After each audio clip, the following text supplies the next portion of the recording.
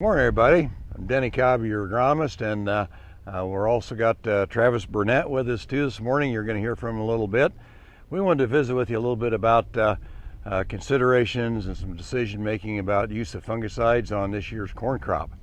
And we know that this corn's in various stages across our agronomic area, but there's a good portion of it's going to be close to thinking about the need for fungicide as in the next 10 days to 2 weeks probably at the latest. So if we look back at what's happened this spring, why a lot of our area had some pretty wet conditions, saturated feet type of thing, and so our roots probably have not developed like they should have or would have had we a drier spring and more spread out rain events. So we know we got some compromised root systems out there. No doubt we've probably lost some nitrogen as well with those heavy rain events. So all those two things combined are going to put a lot of pressure on our plant health come grain fill time. So we think that the use of fungicides could really help us out, especially when we have these late planted crops, later planted crops. Our PFR information from the years really favors gives us a good results, it gives us good return on investment when you look at fungicides and later planted crops. So we want to take a few minutes and show you what to look for out in the field and how to reach those decisions. So come on in the field with me. So one of the first things we're going to look at is the stage of growth. In this particular plant I have right in front of me, my hand on it here. Why, the tassels aren't quite out, but our silks have broke through. So we want to determine where's the ear leaf, and obviously it's where the ear is developing. We want to go two down below, and we do that. We want to examine the second leaf down below to see if we see any infection, and we want to look at both sides. Maybe it's good to hold it up to the light and see if we see any latent, or I call them baby infections. And this particular leaf here is looking pretty good. But for giggles and kicks and illustration purposes, we're going to go down a little bit farther, and we start to see some gray leaf spot starting down here, but this is really a low. It would be a watch just because of its location on the plant and not much density there as we work up the plant. That one looks pretty good. We got some scarifying by bugs and so forth there, but that's the conditions that we're looking at right now with humidity, high temperatures is just a real ideal conditions for gray leaf to develop.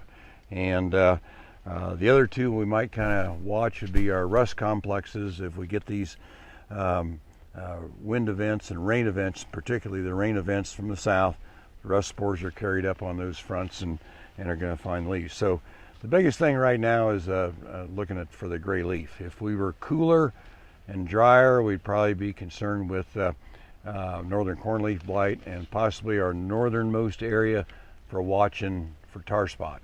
So now, Denny, have you seen any tar spot yet? I know we've social media and things, we've heard some reports of some. Have you personally? I haven't seen any this year. Last year I saw a tar spot on the leaves up north, our northern tier of counties along the state line. But I think right now it's probably held in check, but it still deserves a watch. So encourage people to keep track of the university findings and so forth, and to track that movement, because that disease, when it comes in very fast, and it's going to shut those plants down very, very quickly. Now on the corn that looks like this, is about this pre-tassel. What we're concerned with here and later planted is that we want to maintain that photosynthetic area, Travis, because we know our grain fill period is shortened compared to what a normal planting date would be. So we want to keep this above the ear foliage just as clean as possible. You're thinking about yield potential. We're halfway through the growing season. So in my mind, I'm the eternal optimist, somewhat realist, I guess.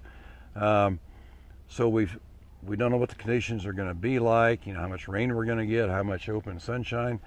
So I still think we got to protect the crop. We got to be out there watching for what's happening out there and protect it to its utmost, because even if we lost maybe 30, 40 bushel off the very top end, which I think we have off of our early June plantings, but there's still a lot of grain, there's still a lot of season to go, so grain weight, kernel numbers to be decided yet. So I definitely think that, I like fungicides, okay? Let me just start that way.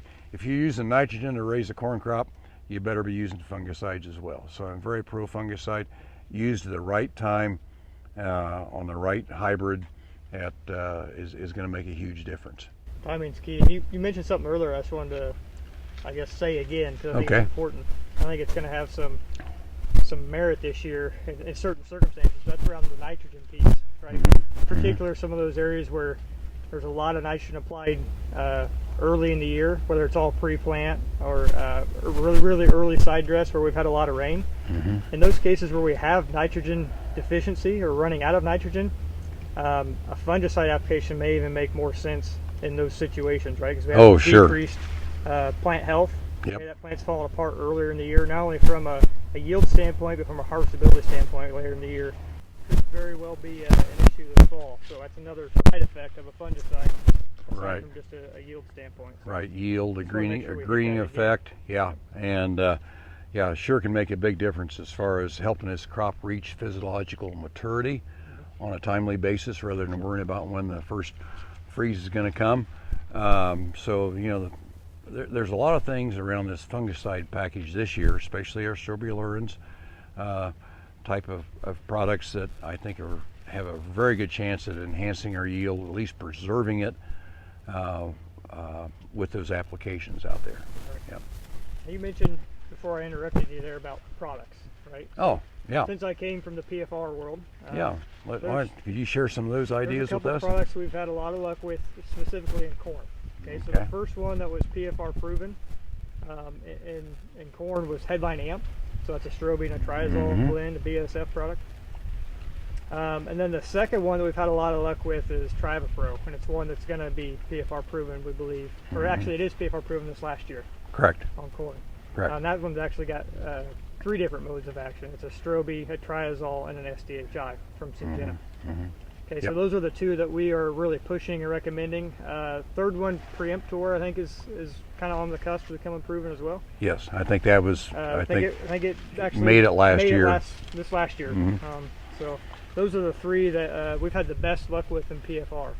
Good. And there's some other management things from PFR that we've learned just here recently around carrier rate and time of day. So if you have the ability to make the application yourself with a high clearance machine, things of that nature, we see a response to spraying a fungicide in the morning, okay, when the temperatures are cool, even when there's a dew on the leaves. We were taught our whole lives to wait for the dew to burn off the spray, but it's actually the opposite on fungicides. So we're getting better coverage when we're spraying with the dew on. And what, better intake in that leaf surface through the thickness of it? Absolutely. Okay. So, all right. Kind of something that goes against conventional wisdom, but if you have the ability to determine when it's sprayed, we like to have it sprayed in the morning. Well, it's cool and there's still dew on the leaves. So. What about PFR studies and any other additives when we're coming in with that foliar fungicide? Have you seen any particular products that might be beneficial? Nutrient, I guess I'll focus on. There's a product that I'll talk about later, but boron in specific. Boron's kind of the official nutrient of flowering, which tassel time, this is flowering for this crop. We've had good luck with applying boron in a tassel application with fungicide. I believe there's a product called Boron Plus that's actually PFR proven, but there's lots of different ways to get boron applied with that same application for relatively cheap.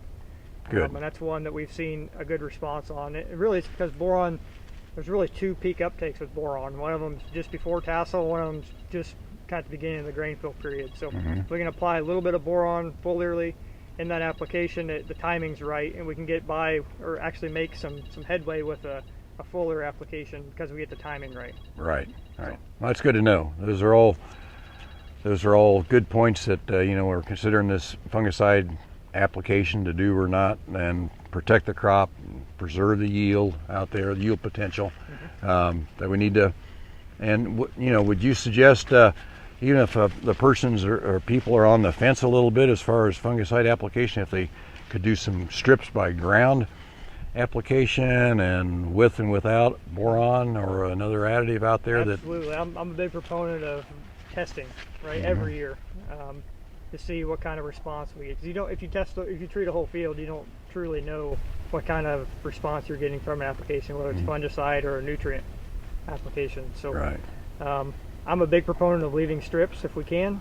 I know it's hard for some people, especially those that are really believers in fungicide. They've seen it work so well that they don't want to leave strips because they don't want to lose money on those strips. Right. They know the value there, but yeah, anytime we can, I like to leave strips, and if we can replicate strips throughout a field, if that's possible, it's even better yet to collect better data. Oh, that's great. So if you're listening to this video, and keep that in mind that we might be reaching out to you for some information that you would glean from that strip work. So I think to wrap up, yeah, you need to scout and scout often, right? Need to stay with the scouting program. Yep, even though if it looks good. The ear leaf is where we start, or what we're really paying the most attention to. Yeah, because that gives us some time out there. Right. That gives us some time out there if we do happen to find enough leaves or enough lesions that you'd fit inside of a quarter on this second one down below. That's for gray leaf spot. That's for gray leaf. Right? Yep.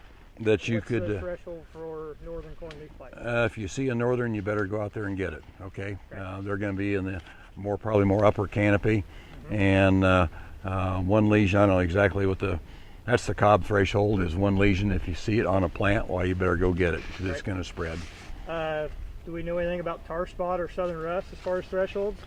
Are they similar to northern as far as you see it when you make an application? I would say it's likewise with them as far as recommendation. Okay. Yeah, because especially the rust complexes and tar spot. I mean, they can shut these plants down. The top half of this plant down overnight. Right. Yeah. Okay. Virtually. Okay. Got her. Hey, if you guys have any other questions, feel free to reach out to Denny or myself. We're also on social media, believe it or not. So if you guys are on Twitter or Facebook, you can reach out through those channels as well. But good luck this year, right? Let's make the best out of what we have. Let's stay after it. Yep. Deal. Thanks, guys. Take care.